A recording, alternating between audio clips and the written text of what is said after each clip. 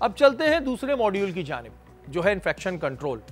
ये क्या है और मरीज के लिए इसे कैसे इस्तेमाल किया जाता है, आइए आपको दिखाते हैं। अब हम बात करते हैं सेकंड टेक्निक जो इन्फेक्शन कंट्रोल है, हम उसके बारे में बात करेंगे। इन्फेक्शन कंट्रोल बेसिकली होता क्या है, कोई भी जरासीम एक पेशेंट से किसी दूसरे पेशेंट पे ट्रांसफ़र हो जाए या किसी भी एक पर्सन से दूसरे पर्सन पे जो जरासीम माइक्रो ऑर्गेनिज्म ट्रांसफ़र होते हैं उसे हम इन्फेक्शन कहते हैं। ठीक है, अब एक इन्फेक्शन कितनी बीमारी कॉज कर सकता है, किस लेवल तक पेशेंट को लेके जा सकता है, अगर हम उसके बारे में जानें तो ज़्यादा बेहतर होगा।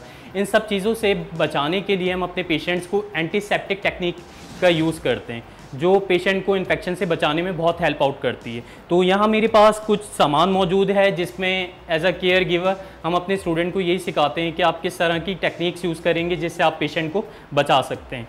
ओके, सबसे पहले हमारे पास एक सर्जिकल ग्लव मौजूद है। अगर हमारे पास कोई भी होम हेल्थ केयर का पेशेंट है जिसको किसी भी तरह का वुंड है, ज़ख्म है या बैड सोर है, तो उसकी हम ड्रेसिंग किस तरह करेंगे, किस तरह हम उसे स्टरलाइज तरीके से मैनेज करेंगे, तो आज हम वो देखते हैं। सबसे पहले हम कोई भी ग्लव्स ले लेंगे, सर्जिकल ग्लव्स जो स्टरलाइज हो। सर्जिकल ग्लव्स की सबसे बड़ी जो पहचान है वो ये है कि हमेशा डबल पैकिंग में आता है। आउटसाइड पैकिंग जो होती है वो अनस्टरलाइज होती है, बट इनसाइड पैकिंग जो होती है वो स्टरलाइज होती है। फर्स्ट ऑफ ऑल हम ग्लव्स को अपने सामने ओपन करके रख देंगे। इसमें एक पेयर ग्लव्स होता है जिस पे राइट के लिए राइट हैंड और लेफ्ट के लिए लेफ्ट हैंड मेंशन होता है। इस तरीके से हम सबसे पहले हैंड की बी बनाएंगे और बिल्कुल स्टरलाइज तरीके से ग्लव्स को वेयर करेंगे। फर्स्ट वाले स्टरलाइज ग्लव से टच करेंगे। आपने इसकी आउटसाइड को हमेशा टच करना है, इनसाइड को आप टच नहीं करेंगे। जब आप सेकंड ग्लव्स पहन चुके हैं तो उसके बाद आप अपने फर्स्ट वाले ग्लव्स को एडजस्ट कर सकते हैं। ये बहुत इजी टेक्निक होती है। इस तरह आपका जो ग्लव्स है वो अनस्टरलाइज नहीं होगा। ग्लव्स वेयरिंग के बाद आप कोई भी जो स्टरलाइज सामान है आपके पास ड्रेसिंग करने के लिए तो आप उसे टचअप करेंगे। ओके, ड्रेसिंग करने के लिए हमेशा आपके पास एंटीसेप्टिक का सामान मौजूद होना चाहिए, जिसके लिए आप पायोडीन का यूज़ कर सकते हैं या कोई भी एंटी माइक्रो ऑर्गेनिज्म किलर का कोई भी स्प्रे वगैरह या फ्लूइड आप यूज़ कर सकते हैं। अब हमने यहाँ पर सबसे पहले लिया है पायोडीन।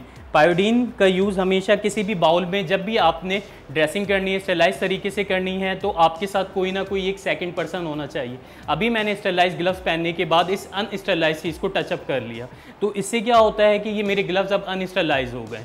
ठीक है, इन पे जरासीम लग गए और ये अनस्टरलाइज हो गए। तो हमेशा जब भी हमने स्टरलाइजेशन करनी है तो एक बंदा अकेला कभी भी स्टरलाइजेशन को कवर नहीं कर सकता।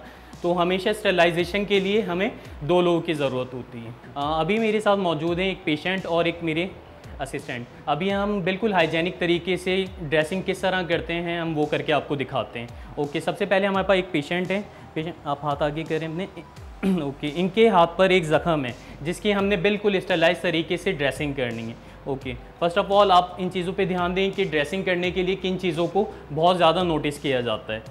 ये मैडम के हाथ में जो गॉज़ है स्टरलाइज गॉज़ है जो बिल्कुल पैकिंग में आता है। इसे हमने बिल्कुल आउटसाइड से टच करना है।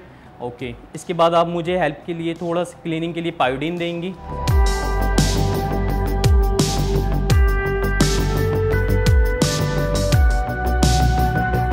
सबसे पहले हमने पायोडीन ले ली है, तो जो भी पेशेंट होगा उसका ज़ख्म होगा तो उसे हम इनसाइड टू आउटसाइड क्लीनिंग करेंगे।